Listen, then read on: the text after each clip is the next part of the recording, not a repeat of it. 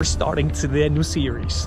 Yes, I want to take a look at New Year's resolutions. What are the top 10 resolutions that people make every year, especially during 2023? So have you made your New Year's resolutions? Are you keeping those? It's barely day 4 into January, and I'm wondering whether you made any New Year's resolutions, and also if you're keeping those resolutions. So what do you think is the top number one resolution that most people made? The number one New Year's resolution that people made this year? Ecclesiastes chapter 9 verse 10, where it says, whatever you find to do, whatever your hand finds to do, do it with all your might.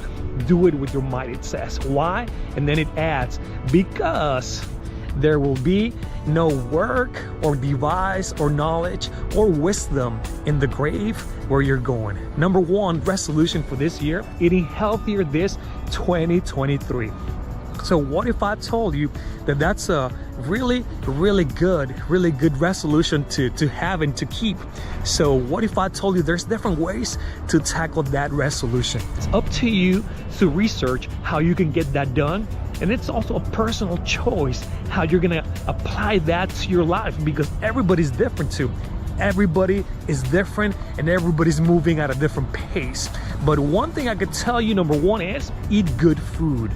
More fruit, more vegetables. So add a lot more fruit and a lot more vegetables to your diet, to the things, to your plates, to your meals. Number two, decrease, stop altogether or decrease bad food. What's bad food? Number three, how about the frequency? The frequency of the meals you eat. How many times you eat a day? Number four, the quantity. Yes, your serving sizes. You might want to also take a look at the serving size, your plate size, not only based on the frequency of your meals, but also based on the activity for the day.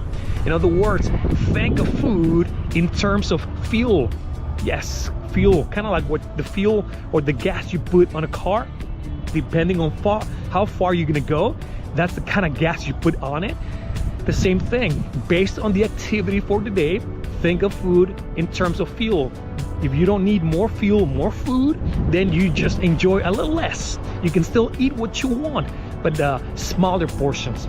All right, and number 5 and last, have you considered eating not only the right food, less bad food, the right servings, the right size servings, and also the right frequency, but have you considered eating your food at the right time? Think of those 5 different items I just gave you. There may be some other ones that you may be considering.